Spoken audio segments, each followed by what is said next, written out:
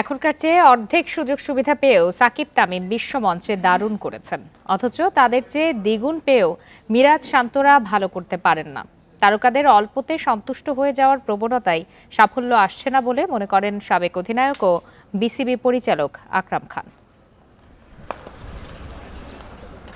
সাকিব তামিমরা বিশ্ব ক্রিকেটে মাথা উঁচু করে পারফর্ম করেছেন এই ক্রিকেট বোর্ডের অধীনেই।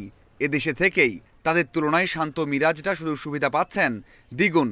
তাহলে কেন এখনো স্বপ্ন বড় হচ্ছে না? কেন বারবার মাথা নত করতে হচ্ছে? উত্তর পাওয়া গেল আকরাম খানের কাছে। ডে বাই ডে বাংলাদেশের ফ্যাসিলিটিস কিন্তু বাড়ছে। যদি আপনি ওইভাবে চিন্তা করেন তাহলে আপনি 15 বছর আগে আমাদের ফ্যাসিলিটিস যদি এখন কম্পেয়ার করেন অনেক কম ছিল, বাট তখন তো আমাদের এখান থেকে তামিম, সাকিব, মুশফিক, রিয়াদ, মাশরাফি, আশরাফুল এরা কিন্তু বের হয়ে আসছে। এরা বের হয়ে আসছে একমাত্র এটা কারণ হলো যে আপনার ইন্ডিভিজুয়ালি ডেভেলপমেন্ট। একের পর এক ব্যর্থতা, একই প্রশ্ন, উত্তরও সেই একই। কবে আইসিসির ইভেন্টে ভালো করতে পারবে টাইগাররা? বাংলাদেশে এখন সমস্যা যেটা, আমাদের ভালো প্লেয়ার অনেক আছে বাট কোয়ালিটি প্লেয়ার অনেক কম, যেটা অন্য দেশে অনেক বেশি।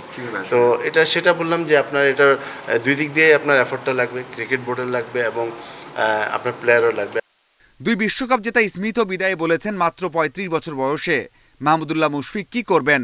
তাদের নিয়ে বিসিবির করণীয় কি জানালেন এই পরিচালক। প্লেয়ার উপর ছেড়ে দেওয়া উচিত, ওর ডিসিশনটা ওর, এবং যদি বেশি সমস্যা হয় তাহলে টিম ম্যানেজমেন্ট আছে, প্লেয়ার আছে, ওরা বসে এই সিদ্ধান্ত নেওয়া উচিত। আমার মনে হয় এসব নিয়ে বাইরে আলাপ আলোচনা করাটা এটা সম্মানজনক দেখেন। শুরুর ধাক্কা সামাল দিয়ে দারুণভাবে বোর্ড চালিয়ে নিচ্ছেন ফারুক আহমেদ ও কয়েকজন পরিচালক। সামনে আরও ইতিবাচক পরিবর্তনের আভাস দিয়েছেন। তামিমের বোর্ডে আসা নিয়েও দিলেন মতামত। ডেফিনেটলি আপনার যাদের ব্যাকগ্রাউন্ড ভালো, যারা ক্রিকেটে যারা আছে, ক্রিকেট না আপনি যে কোনো স্পোর্টসে যাদের ব্যাকগ্রাউন্ড থাকে, ওরা ওই ফুটবল আছে, হকি আছে, তো আসলে এটা ক্রিকেটের জন্য বা স্পোর্টসের জন্য অনেক ভালো।